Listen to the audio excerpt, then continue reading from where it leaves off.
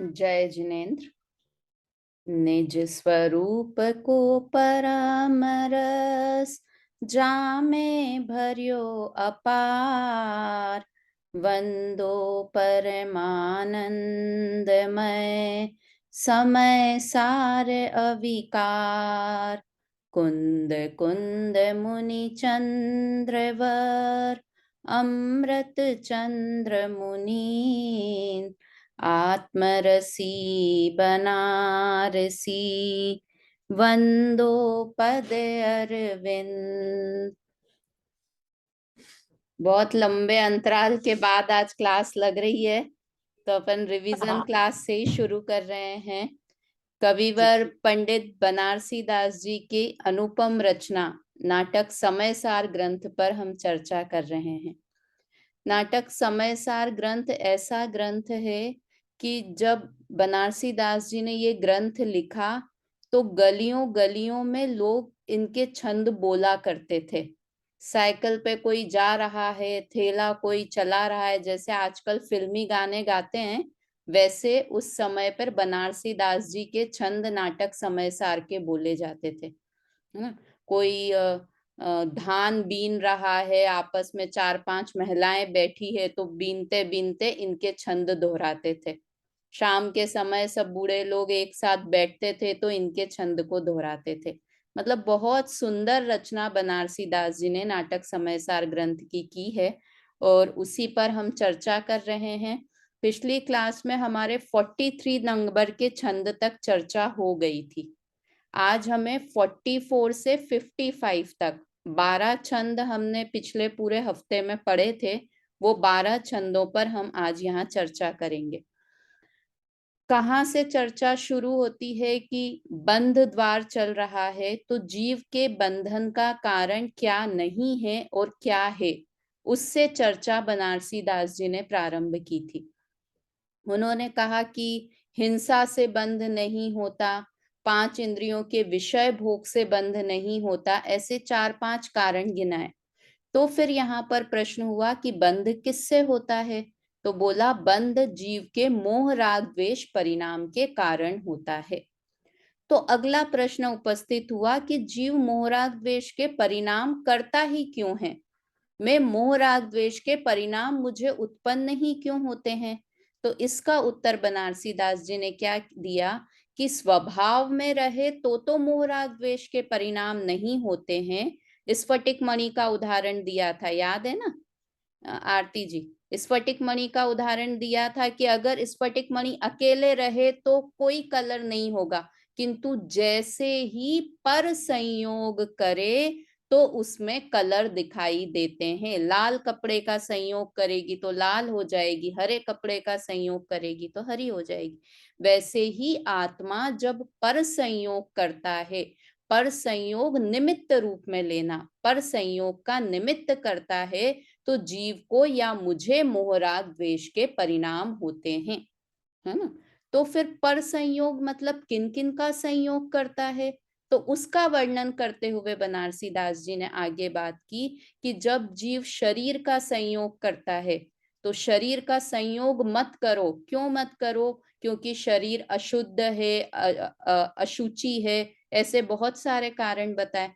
तो हमने पिछली क्लास में शरीर के अशुचि होने तक की बात की थी। अब दूसरा मेरा क्या पर संयोग जीव करता है, या मैं किस किस का संयोग करता हूं, तो ये 44 नंबर का 45 नंबर का छंद हमको पढ़ना है आज, कि मैं किसको अपना मानता हूं, कि धन संपत्ति को अपना मानता हूं। तो कहा धन संपत्ति का संयोग मत करो, क्योंकि इससे मोह राग द्वेष के परिणाम होंगे। और धन संपत्ति कैसी है? क्योंकि धन संपत्ति से मोह हटाने का उपदेश। धन संपत्ति रखने लायक नहीं है, भरोसा करने लायक नहीं है, तो उससे रिलेटेड छंद यहाँ पर बनारसी दास जी ने प्रस्तुत किए। अपन ने और भी बात की थी कि ये जो 15-20 छंद हैं, ये सारे छंद समय सार ग्रंथ में नहीं है। शरीर की अशुचिता का वर्णन, धन का वर्णन, घर कुटुंब आदि का वर्णन, क्योंकि समय सार तो बहुत ऊंचे लेवल की बात करता है। वो ये समझता है कि समय सार पढ़ने वाले हम सब जानते हैं कि शरीर अशुचि है ना, किंतु बनारसी दास जी यहाँ पर एक स्वतंत्र कृति उनकी नाटक समय सार है। अगर हम भी अभी क्यों पढ़ रहे हैं नाटक समय सार, ताकि हम समय सार के लिए एलिजिबल हो जाएं, हमको समय सार ग्रंथ अच्छे से समझ में आ जाए, इसलिए हम नाटक समय सार ग्रंथ पढ़ रहे हैं। तो यहाँ पर ये सारे जो 15-20 छंद हैं, ये बनारसी दास जी के स्वयं के लिखे हुए हैं। तो यहाँ पर हम चर्चा करते हैं 44 नंबर के छंद की। धन संपत्ति से मोह हटाने का उपदेश। एक बार बोलते हैं छंद।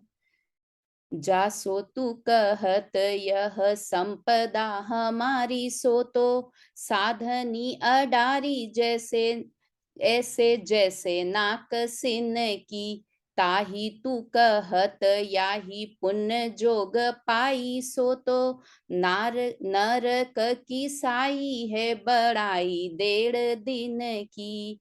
घेरा माही पर्यो तू विचारे सुख आँखनी को, माखनी के चूटत मिठाई जैसे भिन्न की, एते परी होई न उदासी जगवासी जीव, जग में असाता है न साता एक छिन की। कितना अच्छा छंद है, मतलब वाकई ये छंद को लग के पढ़ के लगता है कि लोग शाम के टाइम बैठते होंगे तो इन छंदों को दोहराते होंगे, बोलते होंगे, तो उन्हें कितना मजा आता होगा। बहुत अच्छा छंद है। अर्थ पढ़िए ममता भाभी, अर्थ पढ़िए इसका।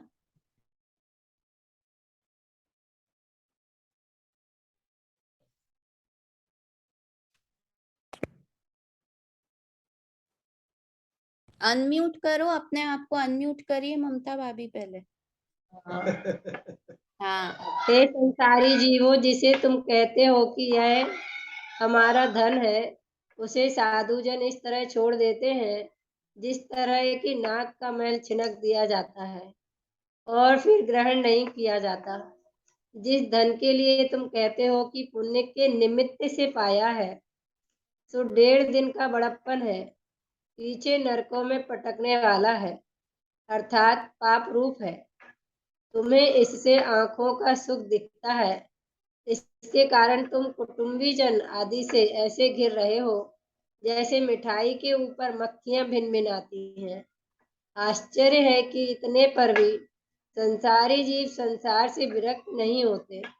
सच पूछो तो संसार में असाता ही असाता है, क्षण मात्र को भी साता नहीं है।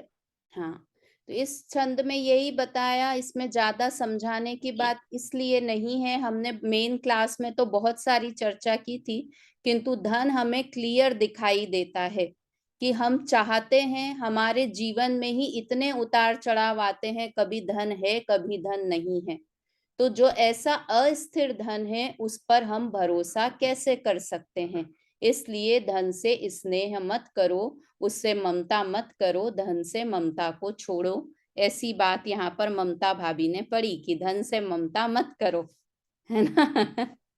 चलिए नाम अगला। से मत अगला करो, है, नाम से भी ममता मत करो। नाम से भी ममता मत करो।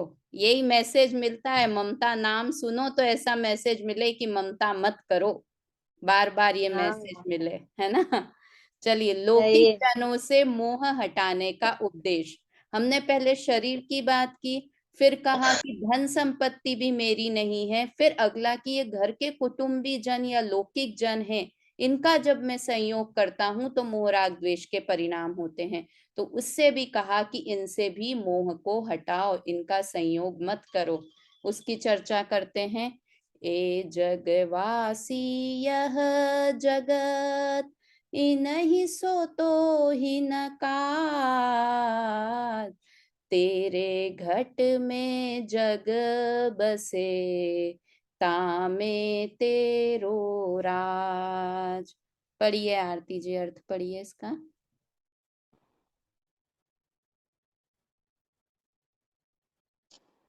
हे भव्य, ये संसारी जीव और इस संसार से तुम्हारा कोई संबंध नहीं है। तुम्हारे ज्ञान घट में समस्त संसार का समावेश है और उसमें तुम्हारा ही राज्य है।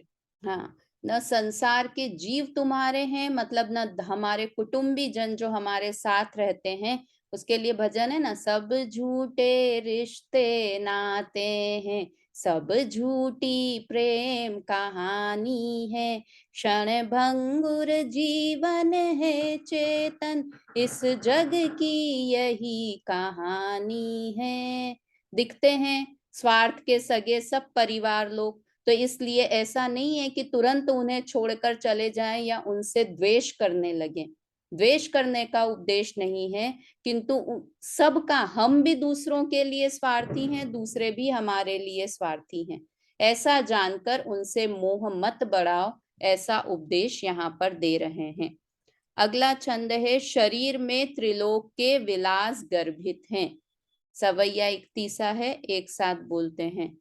याहि नर पिंड में विराजे त्रिभुवन तिथि, याहि में त्रिविध परिणाम रूप सृष्टि है, याहि में कर्म की उपाधि दुख दावानल, याहि में समाधि सुख वारिधि की वृष्टि है, याहि में करतार कर तूत ही में विभूति, या में भोग याही में वियोग, या में दृष्टि है, याही में विलास सब गर्भित गुप्त रूप, ताही को प्रगट जाके अंतर सुदृष्टि है।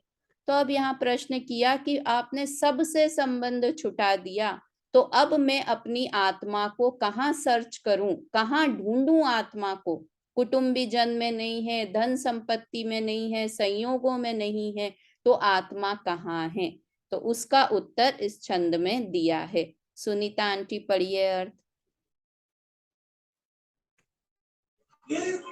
इसी मनुष्य शरीर में 3 लोक मौजूद है, इसी में तीनों प्रकार के परिणाम है, इसी में कर्म उपाधि जनित दुख रूप अग्नि है, इसी में उसकी क्रिया, इसी में ज्ञान संपदा है।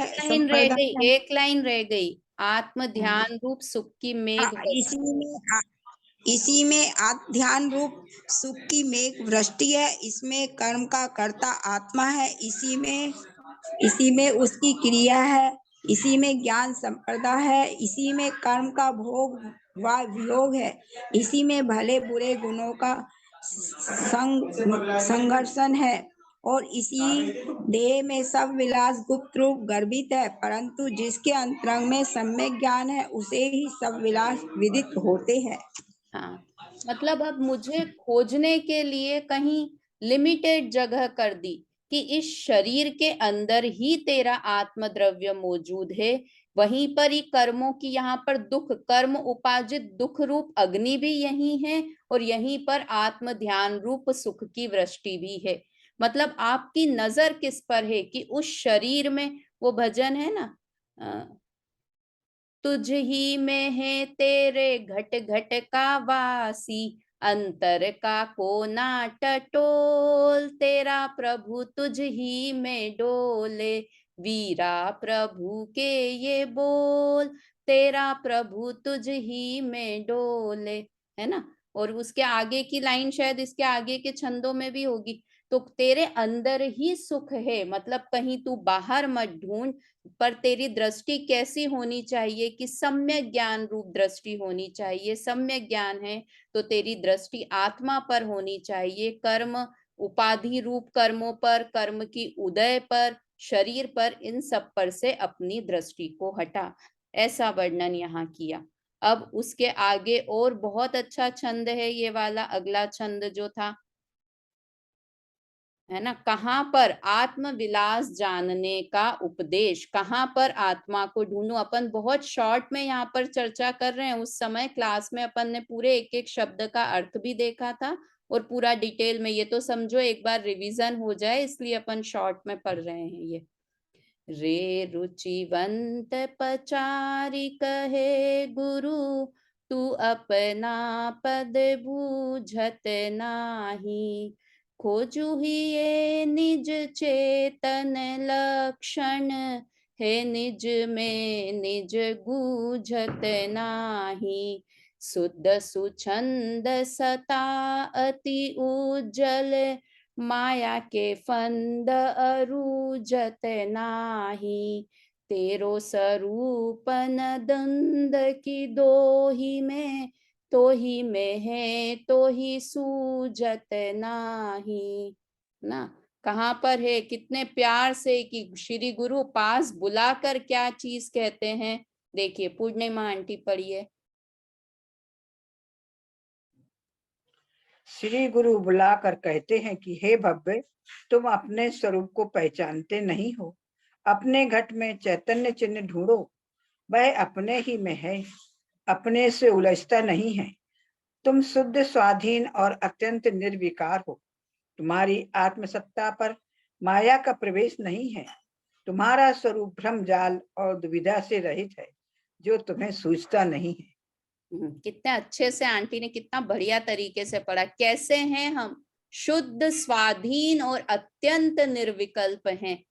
इस लाइन से ही आगे नहीं बढ़ना चाहिए कायदे से, जब तक इस लाइन पे भरोसा नहीं हो जाए कि मैं कैसा हूँ, शुद्ध हूँ, परम शुद्ध हूँ, स्वाधीन हूँ, किसी के अधीन नहीं हूँ और सारे प्रकार के विकार से मैं रहित हूँ, है ना। और कैसा हूँ कि इसमें हे तू ही ऐसा है किंतु तुझे सूझता नहीं है। हे तेरे ही पास जैसे कि मृग की नाभि में ही कस्तूरी है किंतु उसे दिखाई नहीं देती।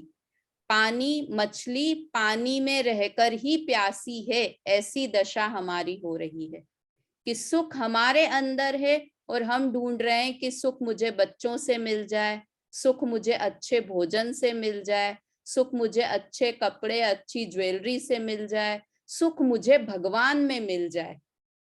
भगवान में सुख मिल जाए ये भी गलत है ना। वास्तव में शुद्ध और मैं स्वाधीन हूं, मुझे सुख के लिए किसी के अधीन होने की जरूरत नहीं है। तो ऐसे शुद्ध आत्म द्रव्य को पहचान और उसमें ही अपनापन स्थापित कर, ऐसा यहाँ पर 47 नंबर के छंद में कहा। अब देखो इसमें क्या कहेंगे कि आत्म स्वरूप की पहचान ज्ञान से होती है तो कहाँ पर आत्मा और हम उसे कहाँ ढूंढते हैं। ये छंद है।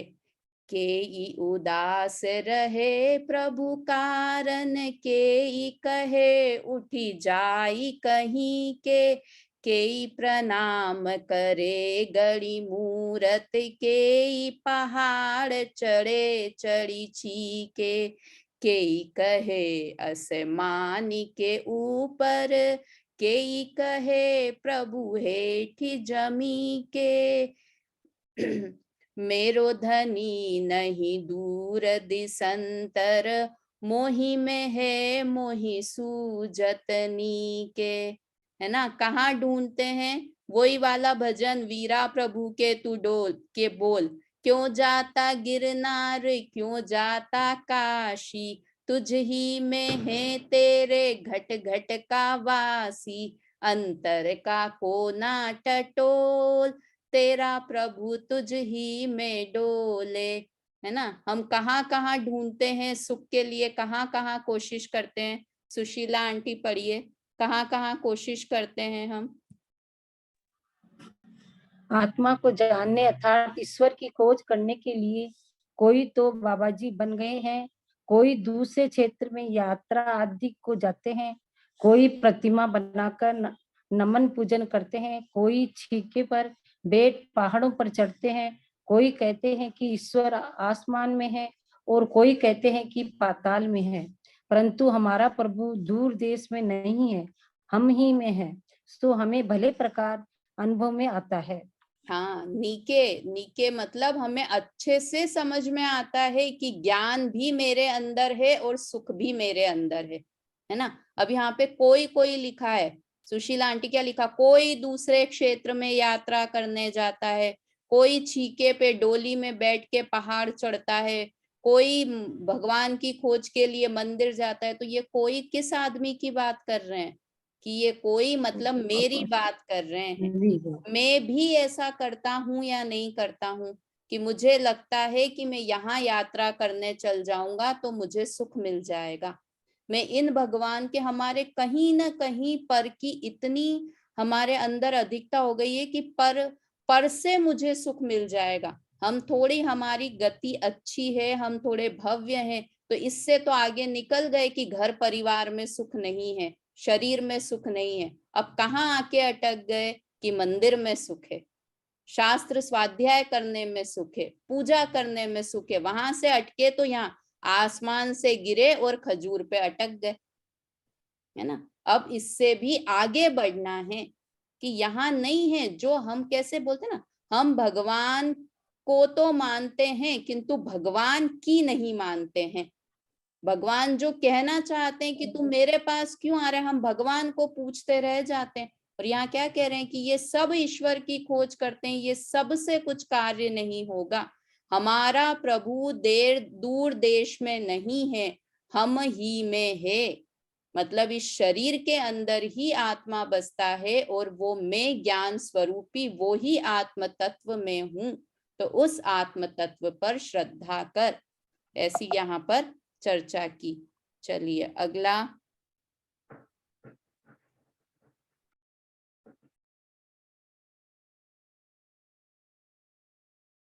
49 नंबर का दोहा है, एक बार बोलते हैं। कहे सुगुरु सोजम कीति परम उदासी होय, सुथिर चित्त अनुभव करो प्रभु पद पर से सोई। क्या कहा यहाँ पर कि श्री गुरु कहते हैं कि जो सम्यक दृष्टि अत्यंत वीतरागी होकर मन को खूब स्थिर कर कर अनुभव करता है, वही आत्म स्वरूप को प्राप्त होता है। मतलब मन को स्थिर कर कर आत्म स्वरूप करो, आत्मा का स्मरण करो, आत्मा का ध्यान करो, आत्मा का चिंतन करो, ऐसा यहाँ पर कहा। तो तुरंत प्रश्न हुआ कि मन को स्थिर करके, आप गुरुदेव कहते हैं कि मन को स्थिर करके मैं बात करूं, किंतु मेरा मन तो बहुत चंचल है ना। तो यहाँ पर शिष्य अपनी परेशानी गुरु के सामने रख रहा है, बनारसी दास जी के सामने, कि मेरा मन तो बहुत चंचल है गुरुदेव। कैसा चंचल है? देखो मन की चंचलता, ये किसका मन, कि हम सब का मन कैसा चंचल है, उसके ऊपर यहाँ पर छंद बता रहे हैं। छिन्न में प्रवीण छिन्न ही में माया सो मलीन, छिनक में दीन छिन्न माही जैसे शक्र है, लिए दोर धूप छिन्न छिन्न में अनंत रूप, कोलाहल ठानत मथान को सो तक्र है, नट को सो तार की दो हार है, रहट को सो धार को सो भोर की कुंभार को सो चक्र है। ऐसो मन भ्रामक सुथिर आजू कैसे होई, और ही को चंचल अनादि ही को वक्र है।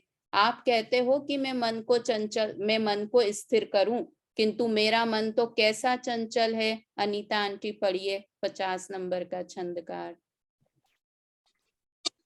यह मन क्षण भर में पंडित बन जाता है, क्षण भर में माया से मलिन हो जाता है, क्षण भर में विषयों के लिए दीन होता है, क्षण भर में गरज से इंद्र जैसा बन जाता है, क्षण भर में जहां तहां दौड़ लगाता है और क्षण भर में अनेक वेश बनाता है। जिस प्रकार दही विलोबने पर छाछ की गड़गड़ी होती है, वैसा कोलाहल मचाता है। नट का थाल, रहट की माला, नदी की धार का भंवर अथवा कुम्हार के चाक के समान घूमता ही रहता है।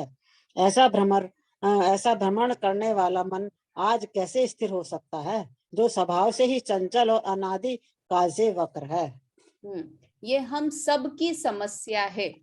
हम एक माला फेरने भी, आत्मा के ध्यान की बात तो छोड़ो, हम माला फेरने भी बैठते हैं, कितनी बार मन इधर का उधर चला जाता है। कोशिश पूरी करते हैं कि हम 108 मोती में सिर्फ पंच परमेष्टि के बारे में ही सोचें, किंतु मन चंचल है, बंदर के जैसा चंचल है, स्थिर नहीं है ना। कैसा लिखा कि कभी तो दीन हो जाता है, कभी अपने आप को इंद्र समान मानता है, कभी हमें लगता है हमारा कोई नहीं है, कभी लगता है मेरे बिना तो घर चल ही नहीं सकता है। है ना। कैसे कैसे विकल्प, एक ही दिन में 1 घंटे में हम दीन भी हो जाते हैं और 1 घंटे में इंद्र जैसा भी अनुभव करने लगते हैं। तो ये मन तो है भगवान, है गुरुदेव, मेरे वश का नहीं है। और कितना कितना चंचल है, ये बताया, नट के थाल के जैसा, नदी के भ्रमर के जैसा, कुम्हार का चाक, मतलब वो जब घड़ा नहीं बना रहा है ना, तब भी वो चक्र चलता ही रहता है। इसका मतलब जब हम सोते रहते हैं तब भी मन में विकल्प चलते ही रहते हैं, एक क्षण भी शांत नहीं होता। तो मैं ऐसे मन का क्या करूं? इसका उत्तर आगे के छंदों में देंगे। आगे का छंद पढ़ते हैं अपन। मन की चंचलता पर ज्ञान का प्रभाव। धायो सदा काल पे न पायो कहूँ साचो सुख, रूप सो विमुख दुख कूप वास बसा है। धर्म को घाती अधर्म को संघाती, महा कूरा पाती जाकी सन्निपात की सी दशा है। माया को झपटी गहे काया को लपटी रहे, भ्रम्यो भ्रम भीर में बहीर को सो ससा है। ऐसो मन चंचल पताका को सो अंचल सु, ज्ञान के जगे सो निर्वाण पथ घसा है। देखो अब कैसे उस मन को स्थिर करना, उसकी बात कह रहे हैं। ज्योति जी पढ़िए आप 51 नंबर का अर्थ। हाँ, यह मन सुख के लिए हमेशा से ही भटकता रहा है, पर कहीं सच्चा सुख नहीं पाया। अपने स्वानुभव के सुख से विरुद्ध हुआ दुखों के कुएं में पड़ रहा है। धर्म का धाती अधर्म का संगाती, महाउपद्रवी, सन्निपात के रोगी के समान असावधान हो रहा है।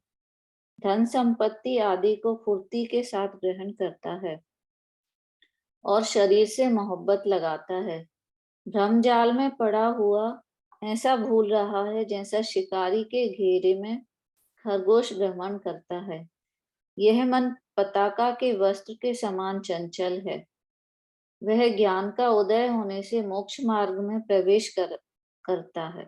हाँ, मतलब मन तो ये आगे भी ऊपर भी सारा कि मन चंचलता के कारण क्या करता है, धन संपत्ति को अपना मानता है, शरीर को अपना मानता है, हमेशा दुखी रहता है। किंतु कब स्थिर होगा कि जब ज्ञान का उदय होने पर मोक्ष मार्ग में प्रवेश करता है। जब ज्ञान को स्थिर, मतलब वास्तव में मन को स्थिर करना मतलब ध्यान करना, ध्यान करना मतलब ज्ञान को एक जगह पर स्थिर करना, है ना, उसका नाम ध्यान है। ज्ञान का स्थिर होना उसका नाम ध्यान है। तो एक जो हम ये माला भी फेरते हैं तो किस लिए फेरते हैं? कि हम स्थिर होने की ट्रेनिंग लेते हैं माला फेरने से, कि अभी हम पंच परमेष्ठी जितना सोच रहे हैं, फिर हम आत्मा आत्मा के बारे में सोचें। तो वास्तव में मन को स्थिर करने के लिए उसे ज्ञान को स्थिर करेंगे तो मन अपने आप स्थिर हो जाएगा। ऐसा 51 नंबर का छंद पढ़ा। इसके आगे अब पढ़ते हैं 52, हमको इसमें इसका क्या 55। अर्थ हो गया? मन पताका के वस्त्र के समान चंचल है, वस्त्र के समान से क्या मतलब निकला? पताका का वस्त्र मतलब झंडा, पताका मतलब झंडे, झंडे के ऊपर जो वस्त्र लगा रहता है, एक मिनट भी नहीं रुकता है, पूरे टाइम लहराता ही रहता है। वैसा मन भी मेरा पूरे समय घूमता ही रहता है। अब मन को स्थिर करने का प्रयत्न, मैं सोच रही हूँ 10 मिनट बचे, 3-4 छंद हैं, पूरे हो जाएं। जो मन विषय कषाय में वरते चंचल सोई, जो मन ध्यान विचार सो रुके सु अविचल होय। कहाँ पर मन चंचल रहेगा? कि जो विषय कषाय में प्रवर्तन करेगा वो मन हमेशा चंचल ही रहेगा, और जो मन आत्म स्वरूप के चिंतन में लग जाएगा वो मन स्थिर हो जाएगा, है ना। विषय कषाय में रहेगा तो क्यों चंचल होगा? कि विषय मतलब किसे कहते हैं? 5 इंद्रियों के विषय। तो देख सकते हैं अपन, ये प्रैक्टिकल समझ में आता है। एक चीज करी, एक साड़ी खरीदी, खरीदी, एक बार पहनी तभी से पुरानी लगने लगी ना, नई साड़ी की डिमांड हो गई।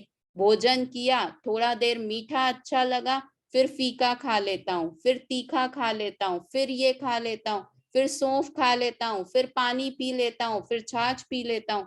कितने विषय बदलते रहते हैं, तो उतना भी मन भी हमारा चंचल होता रहता है।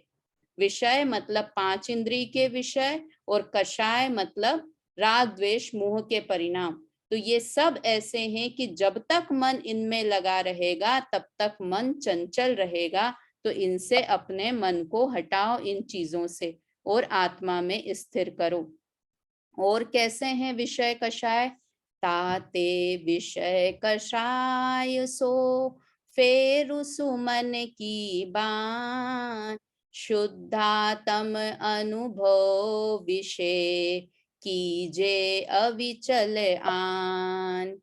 कि इनमें विषय कषाय से प्रवृत्ति हटाकर शुद्ध आत्मा के अनुभव की ओर लाओ और स्थिर करो। मतलब सबसे पहले सम्यक दर्शन, फिर सम्यक ज्ञान, और फिर सम्यक चारित्र को धारण करो। स्थिर करो मतलब सम्यक चारित्र को धारण करो, अनुभव करो मतलब सम्यक दर्शन करो। और विषय कषाय से क्यों हटाओ? क्योंकि विषय कषाय कैसे हैं? दुख रूप है ना, आती है ना स्तुति में, आत्म के अहित विषय कषाय, इनमें मेरी परिणति न जाय, मैं रहूं आप में आप लीन, सो करहूं हो जो निजाधीन। है ना, विषय कषाय आत्मा का अहित करने वाले हैं, तो इनसे अपनी प्रवृत्ति को हटाओ। ऐसा यहाँ पर 53 नंबर के छंद में कहा। अब बच्चे 5 मिनट हैं, 7 मिनट हैं, अपन देखते हैं। अब ये दो मेन छंद थे, 54 और 55 नंबर का छंद, ये 2 मेन छंद हैं। इन पर हमको जो खास चर्चा करनी है कि आत्मा अनुभव करने का उपदेश, आत्मा कैसा है, कैसे आत्मा का मैं अनुभव करूं। कितने सुंदर शब्द लिखे हैं, देखो यहाँ बनारसी दास जी ने, अलख अमूर्ति अरूपी अविनाशी अज, निराधार निगम निरंजन निरंध है। कितनी सारी उपमाएं दी, कितने सारे विशेषण दिए, किसके लिए? आत्मा के लिए, कि आत्मा अलख है, अमूर्ति है। देखो अर्थ अभी पढ़ेंगे। नाना रूप बेस धरे, भेष को न लेस धरे, चेतन प्रदेश धरे, चेतन को खंड है।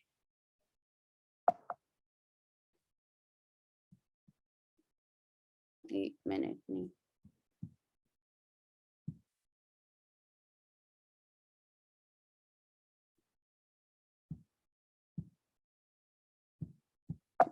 हैंग हो जाता है लैपटॉप बार बार।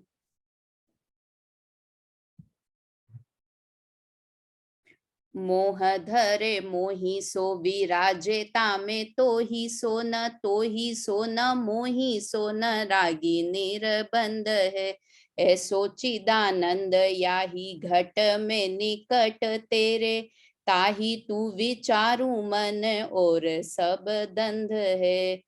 हाँ, पढ़िए, अर्थ पढ़िए इसका, सुनीता आंटी पढ़िए। ये आत्मा अलख अमूर्तिक आरोपी नित्य अजन्मा निराधार ज्ञानी निर्विकार और अखंड है। अनेक शरीर धारण करता है, पर उन शरीरों किसी अंशरूप नहीं हो जाता। चेतन प्रदेशों को धारण किए हुए चेतन का पिंड ही है। जब आत्मा शरीर आदि से मोह करता है तब मोही हो जाता है, और जब अन्य वस्तुओं में राग करता है तब उन रूप ही हो जाता है। वास्तव में न शरीर रूप है और न अन्य वस्तु रूप है, वह बिल्कुल वीतरागी और कर्म बंध से रहित है। हे मन, ऐसा चिदानंद इसी घट में तेरे निकट है, उसका तू विचार कर, उसके सिवाय और सब जंजाल है। हाँ, मतलब ऊपर की लाइनों में बताया कि आत्मा कैसा है। इस पूरे में सबसे मुख्य है कि राग करता हुआ भी रागी नहीं है ना, मोह करता हुआ भी आत्मा अर्थात मैं मोही नहीं हूं। जैसे वस्त्र गंदा होते हुए भी गंदा नहीं है, क्योंकि गंदगी वस्त्र के ऊपर ऊपर है, वैसे ही ये राग द्वेष मोह के जो विकार हो रहे हैं ना, ये इतने समय से विकार हो रहे हैं, किंतु उसके कारण आत्मा विकारी नहीं हो गया है ना। ये लिखा है ना कि जब राग करता है किंतु वास्तव में तो न रागी है न द्वेषी है, बिल्कुल वीतरागी और कर्म बंध से रहित है। किसका आत्मा? भगवान का आत्मा सुशीला आंटी वीतरागी है और कर्म से रहित है कि नहीं? मेरे आत्मा की बात चल रही है कि मैं भी अभी कैसा हूं, राग की दशा में भी मैं वीतरागी हूं, है ना। ये सिर्फ समय सार की शैली ऐसी है कि तू क्यों दुखी हो रहा है, जब तू ये तेरे विकारी परिणाम चल रहे हैं, उस समय भी एक अंदर में निर्विकारी तत्व मौजूद है, और उस आत्म तत्व पर तू दृष्टि कर। हम कितने जल्दी दुखी हो जाते हैं अनीता आंटी, अरे क्या करूं, आज तो मेरे बहुत बुरे परिणाम हो गए, मैंने बहुत द्वेष किया, बहुत गुस्सा किया। तो क्या कह रहे हैं कि ये सब होते हुए भी तू दृष्टि जिस पर रखेगा ना, अगर तू बुरी चीज पर दृष्टि रखेगा तो तेरे परिणाम बुरे ही होंगे। ये जीवन का एक सिद्धांत समझ लो कि हम जैसा सोचते हैं ना वैसा बन जाते हैं। क्या कहा? अगर हम अपने आप को दुखी अनुभव करेंगे, रागी द्वेषी अनुभव करेंगे, तो राग द्वेषमय ही होंगे, कर्म से बंधेंगे ही, और उस राग द्वेष के काल में भी अपने को शुद्ध अनुभव करेंगे तो शुद्ध हो जाएंगे ना। ये लगता है कि शास्त्रों की बातें हैं, वास्तव में तो हम ऐसा कर ही नहीं सकते हैं। कर सकते हैं अपने, ऐसा नहीं होगा कि किसी दिन आत्मा एकदम शुद्ध होगा और तब तुम सोचो कि अरे ये शुद्ध आत्मा में हूं, है ना। ऐसा नहीं होगा। कैसा रहेगा कि अशुद्धता के काल में भी शुद्धता देखनी पड़ेगी, है ना। अशुद्धता के जितने भी भगवान बने हैं ना, वो सब भी उस समय जब पर्याय में अशुद्धता थी, उस काल में भी अपने आप को शुद्ध माना, क्योंकि शुद्ध थे, स्वभाव से शुद्ध ही हैं। ऐसा जाना तो शुद्धता पर्याय में भी प्रकट हो गई। द्रव्य तो शुद्ध था ही, पर्याय में भी शुद्धता हो गई, है ना। ऐसी अद्भुत चर्चा है। ये 54 नंबर का छंद था। 55 नंबर का छंद, ये बहुत इंपॉर्टेंट छंद है। समय 2 मिनट ही बचा है, किंतु जो YouTube पे पुरानी क्लास डाली हुई है, इसके पहले की जो क्लास है उसे जरूर सुन लीजिएगा, क्योंकि ये आत्मानुभव करने की विधि, जिसके लिए हम मंदिर जाते हैं, जिसके लिए हम स्वाध्याय करते हैं, जिसके लिए हम प्रवचन करते हैं, वो सम्यक दर्शन कैसे हो उसकी विधि यहाँ पर बताई है। कल क्लास होगी क्या? हाँ, कल क्लास रहेगी? कल नहीं, क्लास होगी क्या? कल नहीं, कल मैं बाहर जा रही हूँ एक्चुअली। मंडे को फिर अब सुबह 11 बजे ही रहेगी। कल तो मैं